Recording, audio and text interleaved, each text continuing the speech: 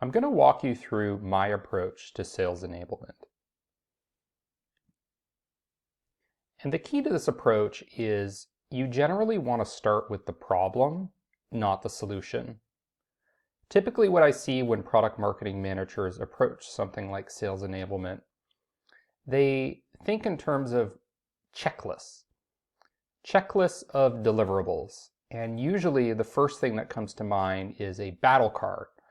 So the product marketing manager believes that he or she needs to produce a battle card so that the file can be provided to each of the sales team members.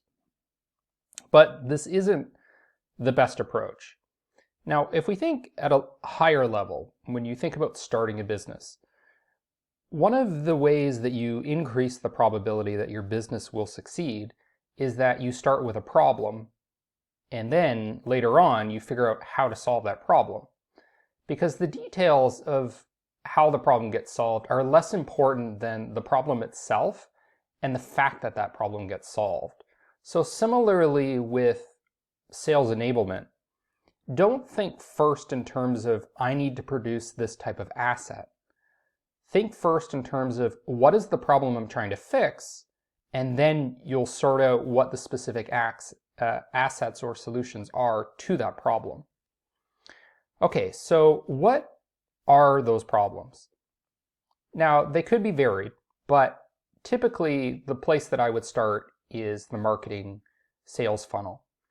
And here from Forrester are some data to look at what a typical funnel would look like for a business-to-business company. So we have at the beginning here the marketing qualified lead. Typically, I define this as something such as a free consultation request, a demo request. Sometimes it's a free trial sign up. So how MQL is defined will vary depending on which company you're working for. Now, the next stage after a marketing qualified lead is a sales qualified lead. And usually, the way I define this is a meaningful conversation with the salesperson. So it's not just that somebody requested a consultation or hit contact us to talk to a salesperson, but that they are actually engaged in a conversation, perhaps over the phone, sometimes over live chat, if that's relevant for your business. The stage after this is pipeline. So this is when there's a high probability that this sales qualified lead will convert into an actual won deal.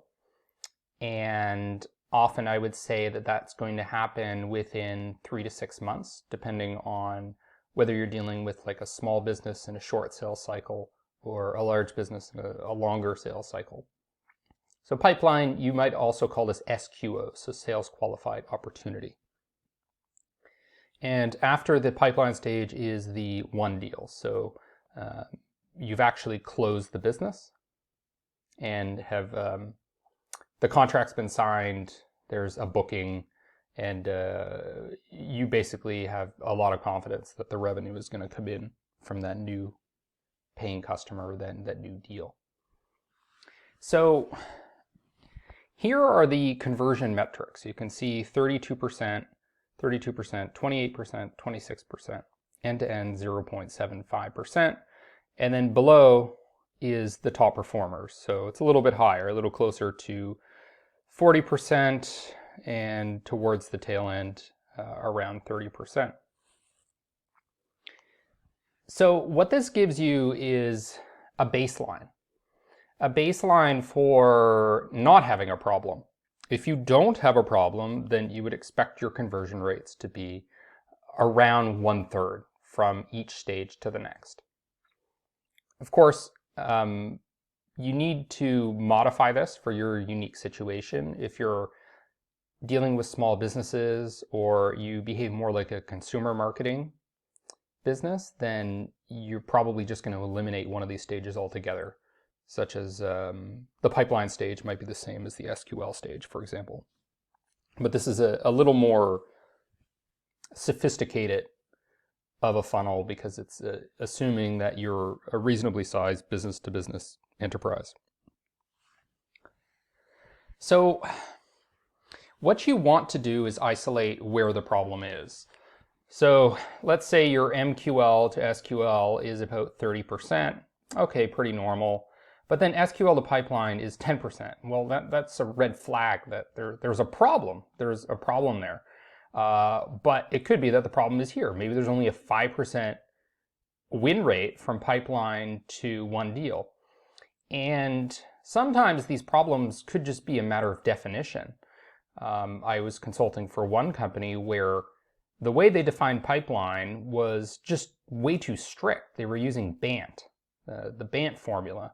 And they were saying that this is not an opportunity, a sales qualified opportunity, unless the person has admitted that they're willing to make a purchase within 30 days, within a month. When your definition of pipeline is that strict, you basically are just defining a new customer. You're not defining an opportunity, because the win rate from pipeline should only be about a third, not 75, 80%. So sometimes sales enablement means helping sales redefine the stages that they're going through. SQL, for example, they might be too loose or too strict with the definition, and you need to sort out what makes sense for your business, and that's part of the sales enablement process. Now, with one company I consulted for, I went through all of their data for an extended period of about a year. And what I found was that they were investing boatloads of money in Google advertising. But at the end of the day, they were actually losing money on the advertising. They only won a handful of customers as a result, as a direct result of the Google ads. And my gut feeling was that the problem was probably here, because often what I see in marketing funnels is there's this huge chasm between MQL and SQL. In other words, there's a big gap between sales and marketing, and there are certain tactical things that need to be done to fix that. But when I actually looked at the data, I saw with this company that the conversion rates were fine. Really, the problem was here between pipeline and one. So the metrics were fine up until this point, but the sales team just was not closing enough of the sales qualified opportunities. So what that should be an indication to a product marketing manager that let's invest less time in finding larger markets. Let's invest less money in top of funnel demand generation. Let's invest a lot of time here in helping the sales team close more deals, in helping to identify why we're losing deals. Why are there lost opportunities? And there are easy ways to do that. When you go into your CRM, such as Salesforce, there should be a list of lost reason codes, perhaps at least 5 lost reason codes. And it might be price, it might be competition, it may be product features. Get that breakdown by percentage. How many of these deals were lost because of price? How many were lost because of competition? And if you don't have enough information, you can do research. You can pay people who didn't become one customers, pay them for their time in the form of, say, a $100 Amazon gift card to just give you some insights into why they didn't decide to buy from your company. And it could be that they had a poor experience with the salesperson. It could be that the competition just had some key features, or it could be they're just not aware of certain features that you already have. So doing that kind of research can be helpful, but the way to start is just look at the notes in the CRM. Now, often product marketers might start by talking to the sales team and being like, what do you guys need? Or talk to the head of sales so that that person can tell you what the rest of the sales force needs. And that's great, but what's even better is objectively looking at the data and isolating where the problem is. And this is what it looks like overall in terms of a funnel. But what you can do is you can break this down by segment. And you can say, okay, for this particular industry, here are our conversion rates. For this industry, or it may not be by industry, it may be by size of company. So for the companies that are under $1 million, here are our conversion rates. Here are the conversion rates for companies that are over $1 million.